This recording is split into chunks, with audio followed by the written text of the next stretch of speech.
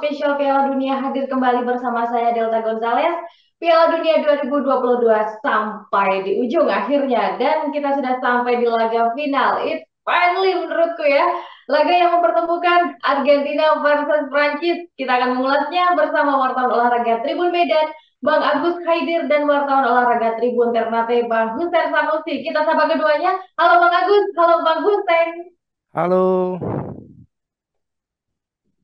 Di-unmute dulu Bang Hussein mikrofonnya. halo. Nah, itu Ya, dia. Kita semangat sudah sampai titik penghabisan, sudah sampai final ya di sini. Prancis sudah nggak peduli lagi dengan bayang-bayang kutukan juara bertahan. Mereka sudah sukses melenggang sampai final dan tujuannya cuma satu ya, juara lagi. Nah, sementara itu Argentina tentu memiliki tujuan yang sama dan andai saja Argentina juara, tentunya Messi akan pensiun dengan tenang dan trofinya sudah komplit ya. Namun tentunya tidak semudah itu siapa yang menang, siapa yang kalah karena ini pasti akan sangat syarat akan sengit gengsi dan juga syarat akan ambisi di masing-masing timnas. Saya akan ke Bang Hussein Sanusi terlebih dahulu ya. Bang Hussein, ini Prancis sudah lupa ya dengan kutukan juara bertahannya dan apakah mereka akan mudah untuk membawa trofi Piala Dunia untuk kembali lagi ke negaranya? Bagaimana prediksinya? baik. Partai final Piala Dunia tahun 2022 di Qatar ini eh, banyak yang mengatakan ini adalah sebuah partai final yang ideal karena mempertemukan dua tim eh, representasi dari Eropa dan dari Amerika Latin, di mana keduanya adalah tim besar yang memiliki tradisi yang sangat kuat di Piala Dunia dan keduanya juga sudah berkali-kali sudah pernah merasakan bagaimana manisnya menjuarai Piala Dunia. Ya, Jika pertanyaannya Delta tadi, apakah Prancis akan dengan mudah menjuarai Piala Dunia kali ini? Saya kira tidak akan semudah seperti yang dibayangkan karena mereka menghadapi Argentina yang di awal Piala Dunia kemarin diragukan oleh banyak orang, tapi ternyata setelah kekalahan dari Saudi Arabia, Argentina mampu bangkit kembali dan terus menunjukkan permainan yang sangat luar biasa. Dan tentunya itu menjadi sebuah warning bagi Prancis bagaimana mereka harus mampu mengatasi Argentina yang semakin hari semakin bagus permainannya hingga ke partai puncak Piala Dunia ini. Nah, Prancis sendiri Delta, saya kira Didier Deschamps telah menemukan berbagai macam solusi yang bagus ketika dia bermain melawan tim yang baik itu tim yang lebih cenderung bertahan maupun tim yang menyerang. Kemarin kita lihat bagaimana dia di pertandingan terakhir melawan Maroko ya, bagaimana Prancis mampu mengatasi tekanan yang dihadirkan oleh Maroko. Memang kemarin pertandingannya cukup unik ketika di semifinal yang menentukan Prancis untuk bisa lolos ke final. Jadi Maroko ketika ketinggalan satu gol, mereka mampu untuk menyerang Prancis dan itu di luar prediksi banyak orang bahwasanya Maroko akan tampil lebih bertahan, tapi ternyata kemarin mereka tampil sangat menyerang. Dan hebatnya Prancis di pertandingan terakhir mereka justru mampu keluar dari tekanan Maroko sehingga mereka memastikan kemenangan mereka untuk melaju ke babak final. Secara teknis mungkin bisa kita perhatikan dari sejak Prancis mampu menggolkan satu gol, mampu membuat satu gol, terus kemudian mereka terus-terus diserang, tapi mereka ternyata mampu menambah gol tersebut. Nah, itu perubahan yang sangat luar biasa dilakukan oleh Didier Deschamps, di mana dia melihat seorang Giroud yang tidak begitu efektif berada di depan sebagai lone striker. Kemudian dia menarik Giroud dan Dembele keluar, terus kemudian digantikan oleh pemain yang memiliki daya jelajah yang cukup bagus sehingga mampu mengobrak-abrik pertahanan Maroko yaitu Turam dan Kolomwani. Dan Kolomwani sendiri akhirnya mampu mencetak gol pada menit ke-79 kemarin dan akhirnya Prancis mampu menyudahi pertandingan dengan kemenangan dengan menjadikan Mbappe sebagai penyerang tengah. Formasinya itu berubah kan dari 4-2-3-1 kemudian menjadi 4-3-3. Nah, itu cukup cukup ini ya, cukup berani si Deschamps kemarin, di mana dia sudah dalam posisi unggul, lalu kemudian dia tampil lebih menyerang. Nah, itu artinya Deschamps memiliki banyak pemain, opsi pemain yang ketika satu pemain dia anggap sudah mentok atau tidak memiliki kreativitas lagi, dia justru memiliki pemain yang mampu menghadirkan kreativitas sehingga Perancis kemarin di pertandingan terakhir mampu memenangkan pertandingan. Saya kira di laga melawan Argentina di partai final Prancis cukup nyaman untuk menghadapi sebuah pertandingan final ini di mana mereka juga akan mengaca dari pengalaman sebelumnya. Mereka sudah menjuarai Piala Dunia dan akan berusaha untuk mempertahankan trofi bergengsi ini. Ya, oke. Jadi kalau lawan Maroko ya memang itu sudah urusan mentalitas dan di sini mentalnya Prancis sudah memang teruji, apalagi melawan Maroko yang ya memang kita bisa mengakui semuanya kalau Maroko di Piala Dunia 2022 ini menjadi tim yang istimewa di hati pecinta sepak bola terutama pemirsa dari Piala Dunia edisi kali ini. Saya geser ke Bang Agus Saidir. Bang Agus di sini Argentina dan Prancis sudah kesekian kalinya bertemu ya di edisi Piala Dunia maupun juga beberapa pertandingan di turnamen-turnamen lainnya. Nah, di 5 pertandingan terakhir kita ambil saja 5 terakhir, Prancis hanya bisa menang sekali. Nah, bisakah ini menjadi model Argentina untuk bisa kembali berjaya di edisi ini? Ya, total 12 ya, 12 kali pertemuan. Argentina menang 6, Prancis menang 3, imbang 3. Tapi memang di 6 pertandingan 5 ya, 5 pertandingan terakhir itu Prancis hanya sekali menang. Ya. Tapi yang menangnya itu di Piala Dunia loh. Di Piala Dunia 2018. Itu skornya 4-3 waktu itu ya. Mbappe cetak 2 gol. Nah, tadi pertanyaannya apakah Argentina bisa mengulang kembali kemenangan itu ya? Ini final ya, ini final dan seperti dan apapun yang terjadi di final itu bisa terjadi gitu. Jadi kita mungkin agak sedikit sulit memprediksi apakah itu bisa terulang kembali atau tidak. Tapi kalau kita lihat dari sisi teknis, ini di kedua kubu sebenarnya terjadi perubahan-perubahan, terutama Argentina sebenarnya. Kalau di Prancis, Deschamps itu tetap memakai 4-2-3-1, uh, formasi favorit dia, walaupun orang-orang yang berbeda. Nah, kalau di Argentina ini justru ada perubahan yang cukup mendasar dari formasinya. Dari 2018 mereka waktu itu pakai 4-3-3 dominan ya, walaupun ada perubahan-perubahan tapi 4-3-3. Kalau sekarang hampir hampir rata pakai 4-4-2. 4-4-2 dengan Scaloni itu meletakkan 4 pemain yang sangat bertenaga di lini tengah. Itu ada Paredes, ada De Paul, ada Fernandes, dan ini yang agak mengejutkan nih, McAllister.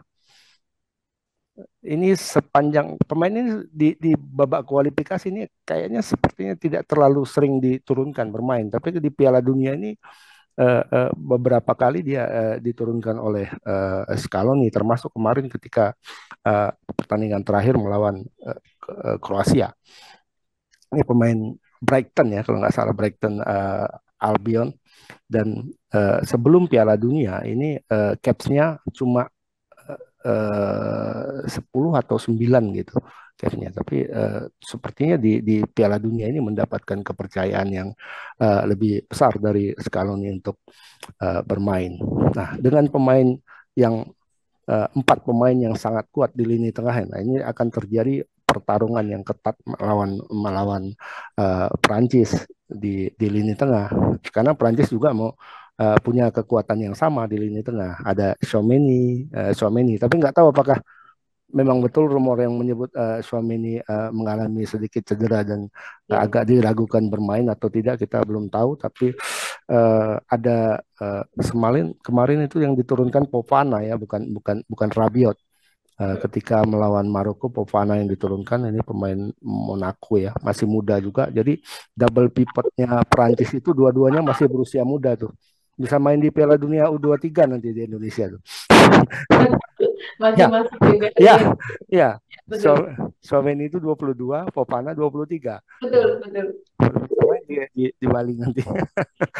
Nah, dengan pemain yang sangat kuat seperti ini ya pasti akan ramai nanti. Jadi tergantung kepada siapa yang lebih jeli lah nanti. Ya, tapi juga sayangnya di kubu Perancis sendiri ada Chouameni, ada Coman, Mane, Konate, dan Theo waktu kemarin latihan mereka tidak sempat ikut. Kabar Hmm. dan juga eh, Varane dan juga siapa satu lagi itu Ya, Konate ya karena Oman. nggak ikut karena sakit flu. Nah ini bisa terancam ini kalau memang mereka parah sakitnya ya. Oke, masih di Bang Agus. Nah kalau kita ngomongin segi non teknisnya ini ya, kalau ini versus Didier Deschamps. Didier Deschamps sudah 3 kali membawa Prancis masuk final. Sementara kalau ini baru 1 kali dan waktu itu menang Copa America 2021. Nah ini apa ya bisa mempengaruhi mentalitas masing-masing tim nggak sih dengan kondisi ini? eh Iya, karena sudah di apa ya, sudah di final ya, sepertinya tidak ada lagi eh, apa ya, kalau kita bilang minder atau sebagainya ya nggak ada lagi. Wong udah sama-sama masuk final kok.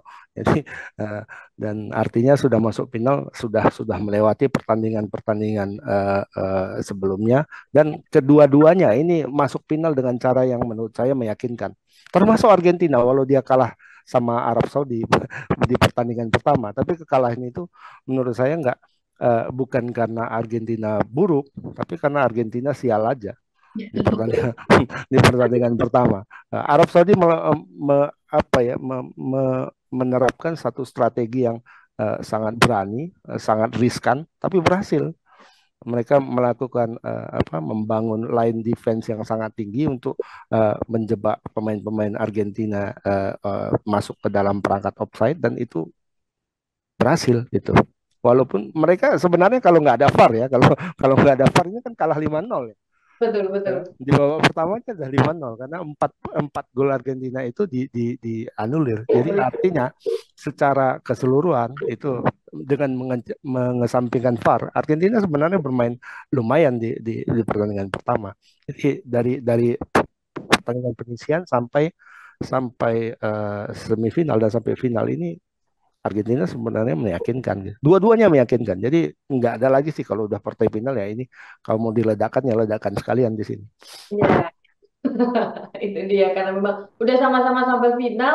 Argentina meskipun juga sempat tumbang di awal laga di fase grup, tapi juga eh, mereka benar-benar membuktikan kalau layak sampai final. Nah, sementara itu Bang Hussein, Prancis memang sudah sangat digaya, sudah sangat berjaya dari awal fase grup yang menang besar 4-1 waktu itu ya lawan Australia. Saya ingat. Nah, kemarin jelang laga final ini ada sebuah kabar yang cukup menghebohkan, cukup membuat wow, ternyata seperti ini ya. Yang itu Karim Benzema katanya sudah mendapatkan lampu hijau dari klubnya Real Madrid untuk bisa join di laga final lawan Argentina di final Piala Dunia 2022 ini. Nah, prediksi dari Bang Hussein benar gak sih atau peluangnya besar gak sih untuk Benzema ini gabung ke final?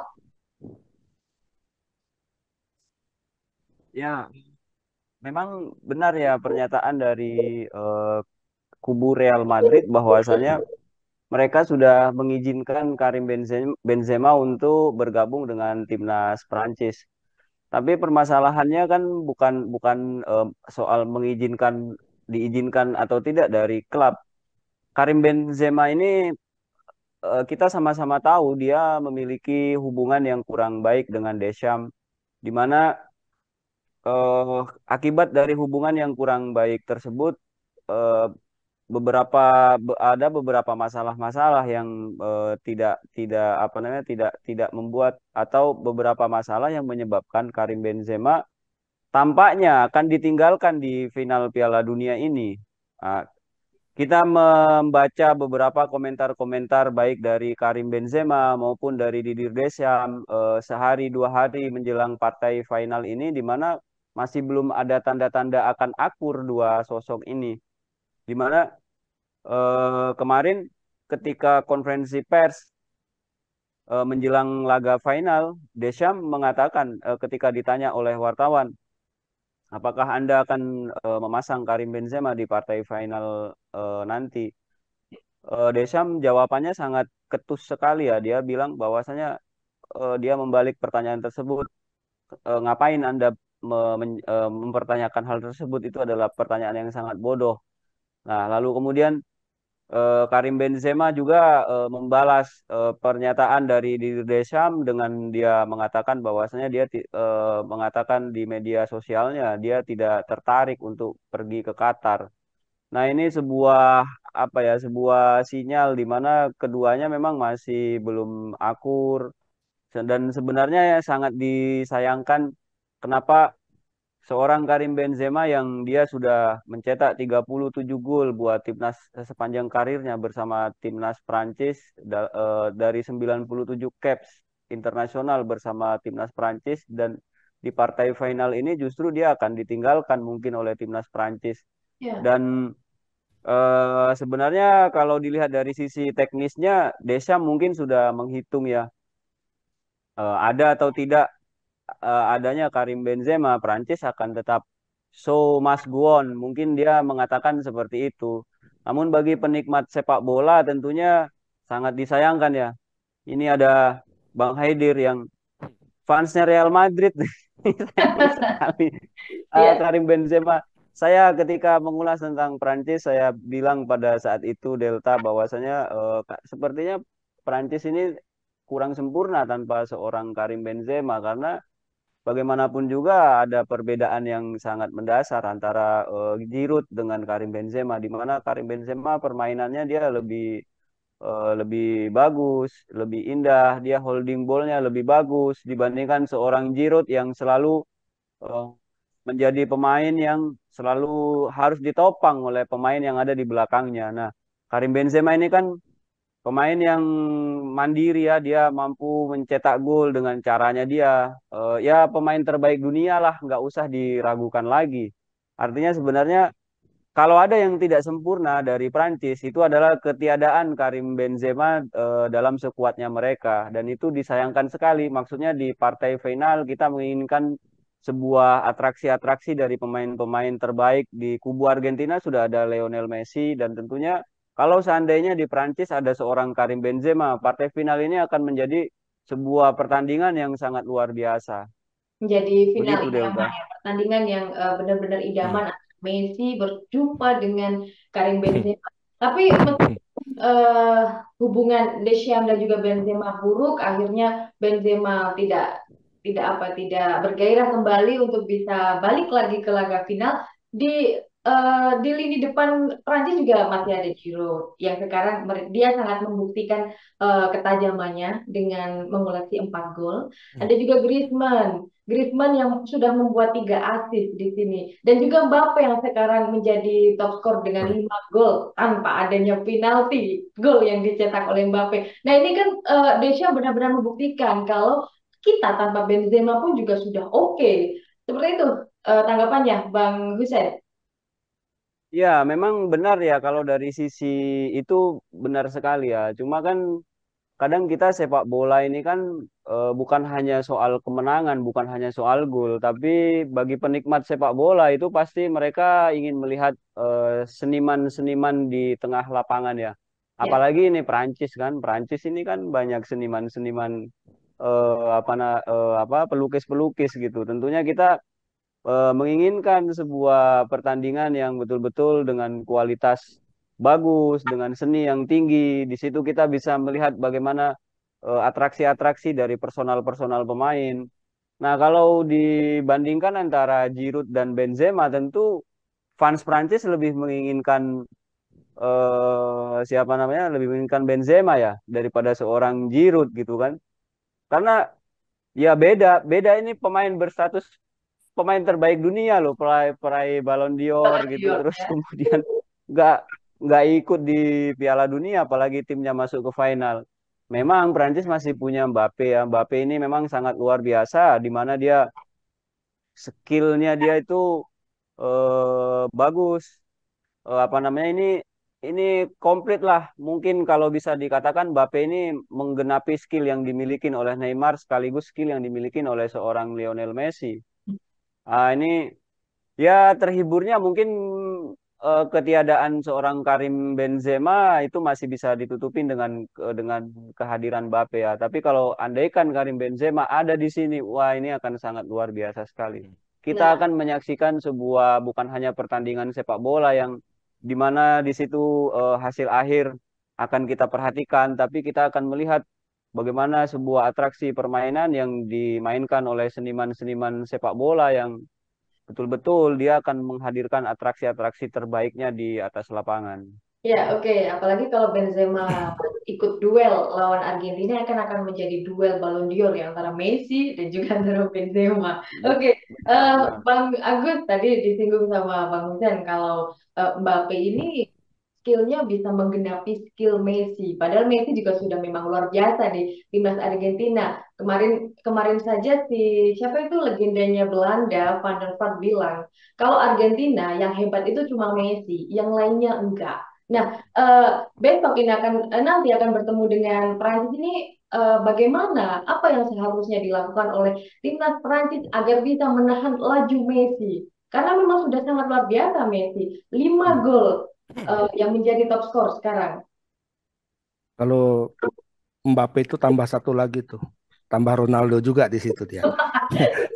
Dia akan membela Ronaldo habis-habisan kan ya? Jadi jadi Neymar, Messi dan Ronaldo itu tiga gabungan itu menyatu pada dirinya Mbappe sekarang. Jadi dia kuat dalam sangat cepat, kuat dalam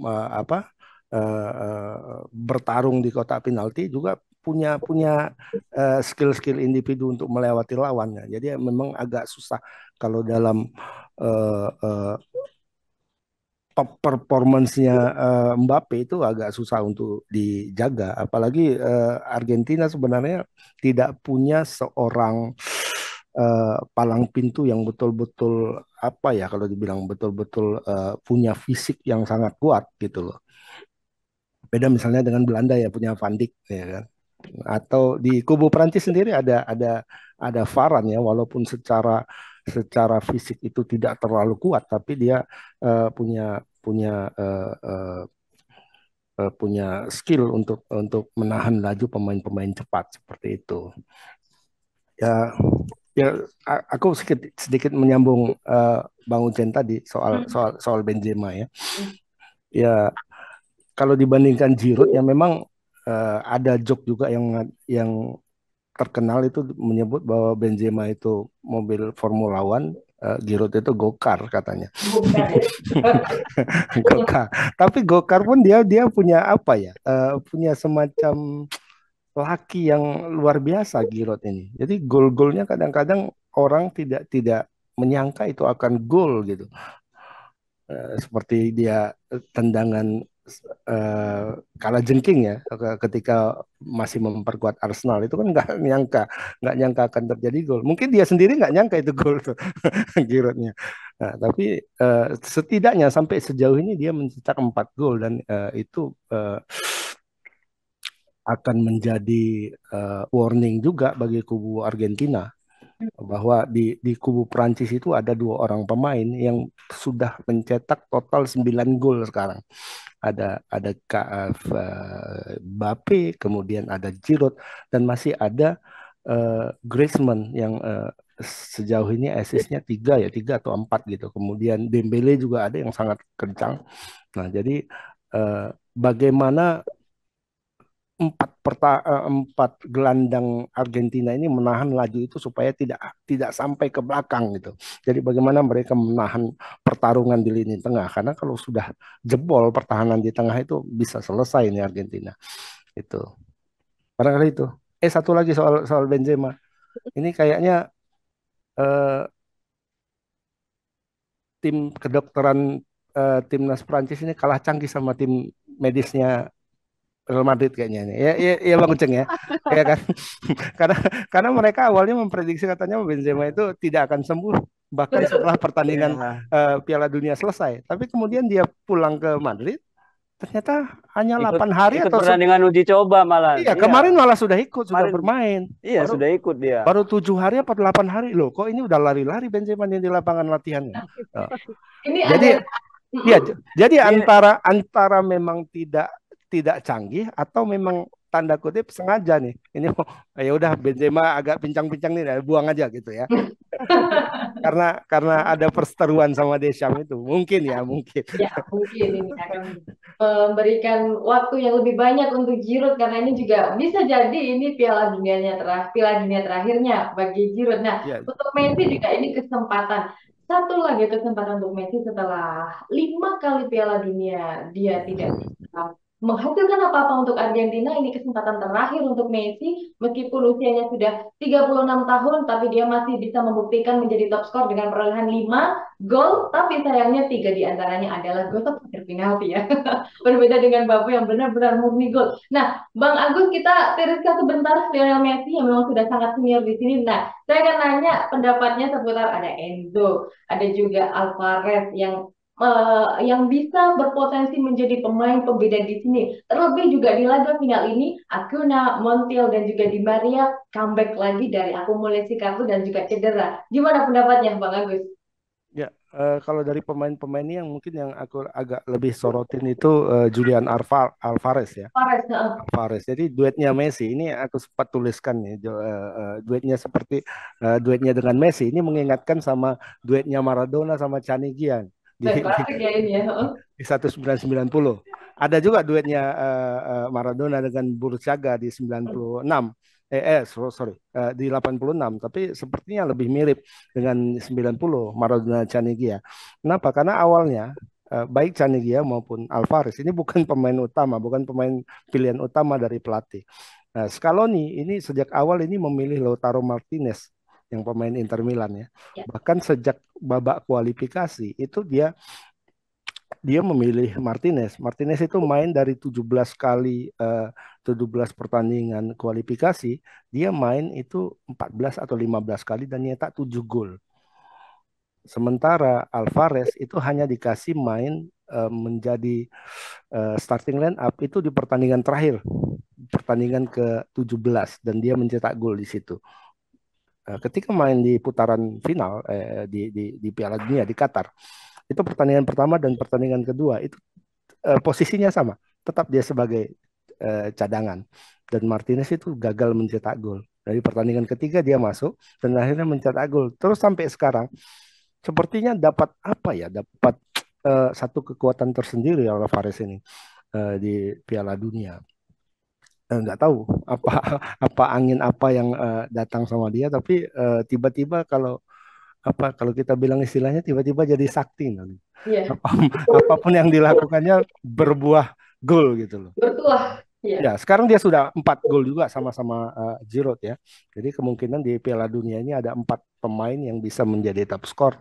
Itu Messi, Mbappe, Giroud dan Alvarez. Jadi, Aku kira itu. oke, jadi perolehan dari Alvarez sendiri juga cukup mengesankan 4 gol dan 1 assist di sini.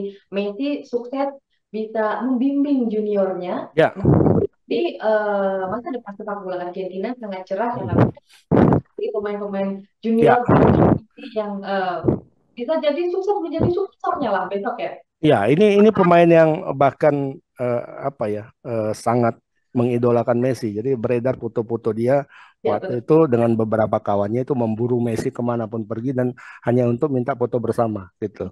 Jadi hanya beberapa tahun kemudian dia justru bisa bermain bersama Messi.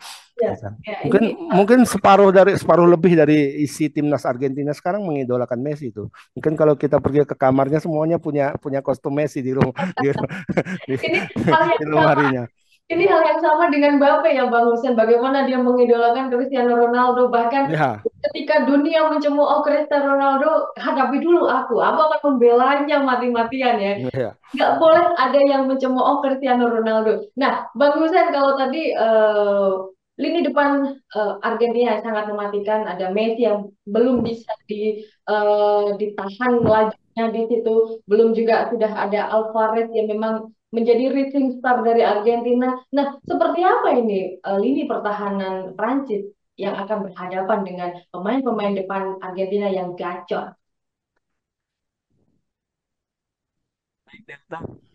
Hmm? Lini belakang lini belakang Perancis ini cukup meyakinkan ya, apalagi setelah kita sama-sama menyaksikan bagaimana performa mereka di pertandingan semifinal kemarin ketika menghadapi Maroko. Itu kan mereka digempur habis-habisan itu. Ini Hmm. artinya eh, Theo Hernandez, Konate, Varane dan Konde itu mereka kombinasi pertahanan yang cukup solid. Apalagi kita di lini belakang itu ada Varane gitu yang kemarin dari babak awal penyisian grup sampai partai final ini dia sangat solid sekali mengorganisir teman-temannya dan terutama di sisi sayap ya Hernandez itu badannya kan kekar sekali. Dan dia tinggi dan kemarin juga dia bisa mencetak gol di pertandingan melawan Maroko. Hmm. Dan itu berkali-kali striker Maroko terutama si Ziyech apa penyerang apa salah seorang penyerang Maroko ya si Ziyech itu terlihat frustasi sekali dia bagaimana dia selama pertandingan tidak bisa melewati siapa Hernandez ini kan. Nah, artinya memang tapi memang apabila nanti ini mungkin yang akan jadi sedikit masalah ya, biasanya kan back-back yang jangkung-jangkung, yang tinggi-tinggi menghadapi back yang selincah apa menghadapi striker atau penyerang-penyerang yang lincah seperti miliknya Argentina, mereka tampaknya harus berhati-hati dari sisi kecepatan-kecepatan serta kualitas dribbling yang dimiliki oleh pemain-pemain Argentina. Hmm. Nah, masalahnya itu memang nanti akan ada di situ.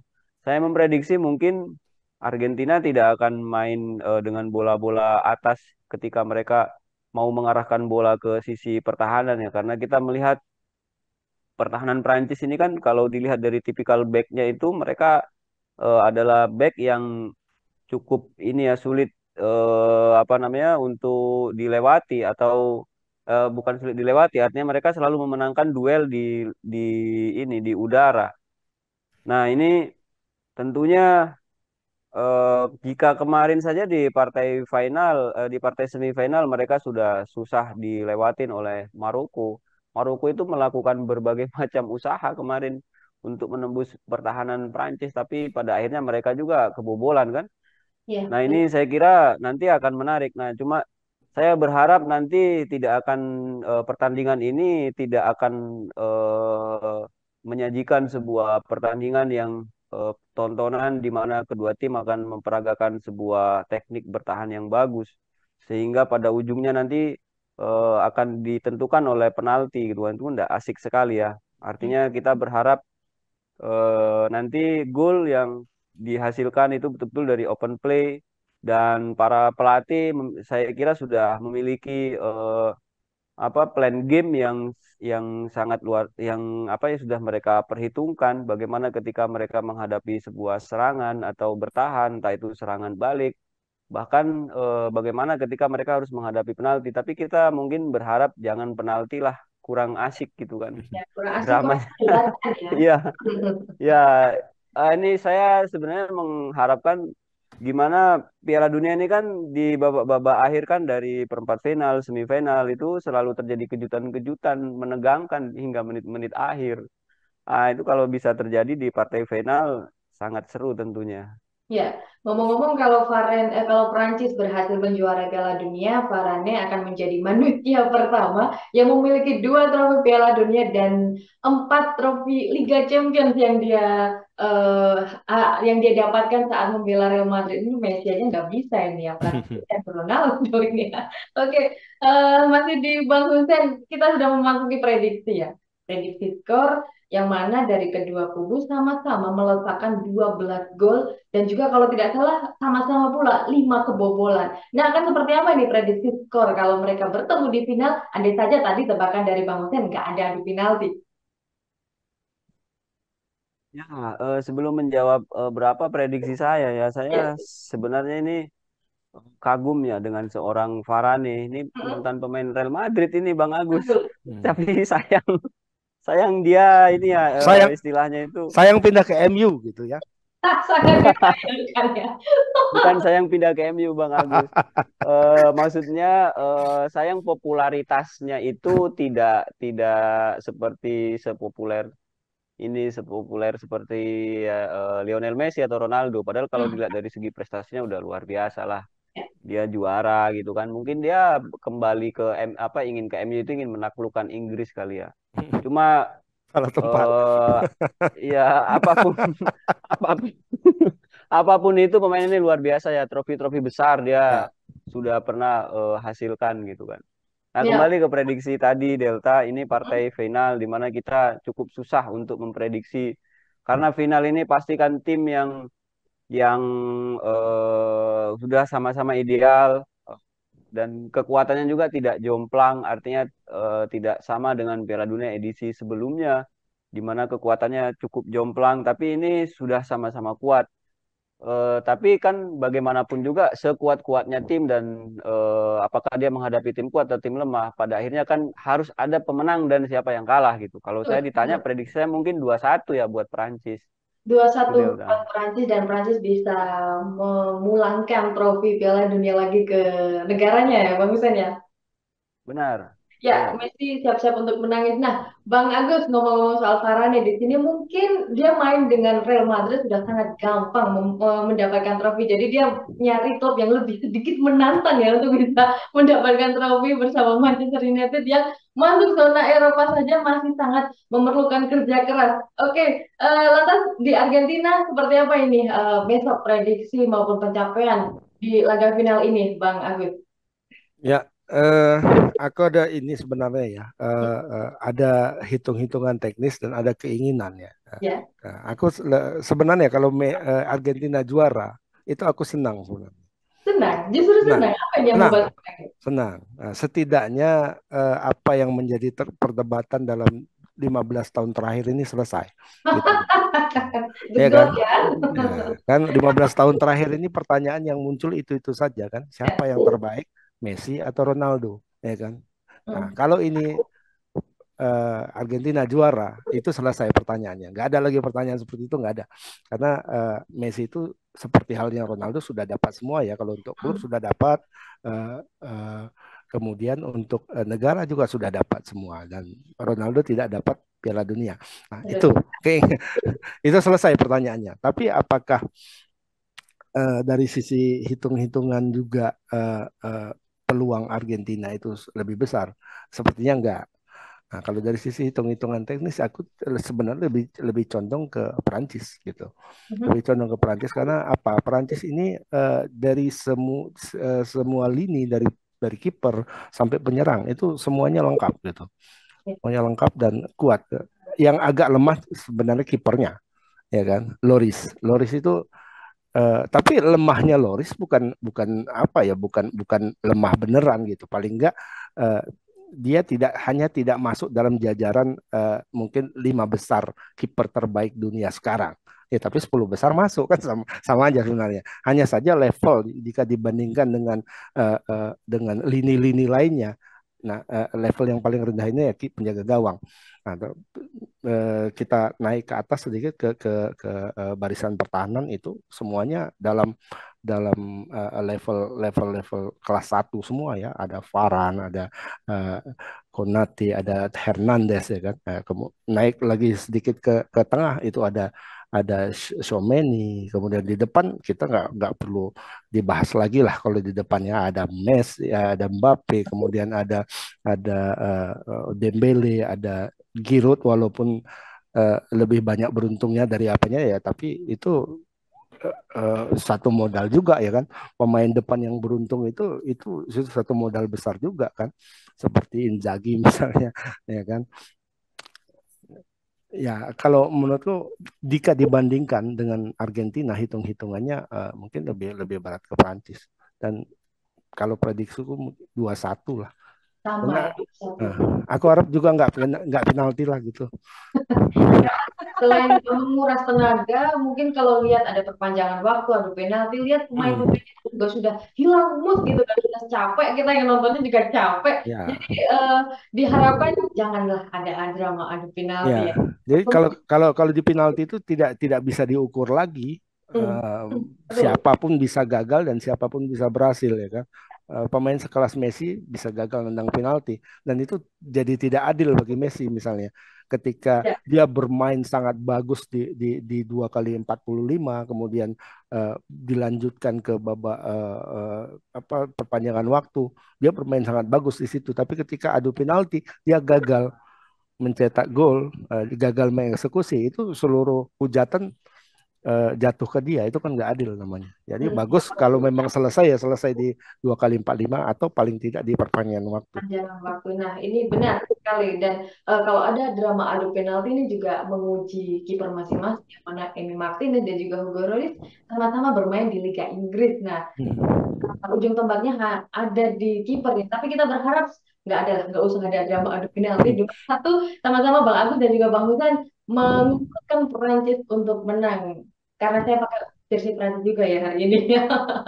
Oke, itu dia. Terima kasih untuk ulasan finalnya Bang Agus dan juga Bang Husen. Sampai jumpa di gelaran turnamen besar sepak bola di tahun-tahun mendatang ya.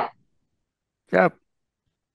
Oke, dan Tribuners, laga Argentina versus Prancis akan digelar di Lusail Iconic Stadium pada Minggu 18 Desember pukul 10 malam waktu Indonesia Barat. Jangan sampai lewatkan. Dan usai sudah kebersamaan kita dalam program Superstore Spesial Piala Dunia 2022, Anda masih bisa menyimak ulasan-ulasan Piala Dunia lainnya di YouTube Tribun News, dan saya Delta Gonzalez pamit undur diri. Terima kasih atas kebersamaannya selama sebulan penuh ini. Sampai jumpa di gelaran sepak bola selanjutnya.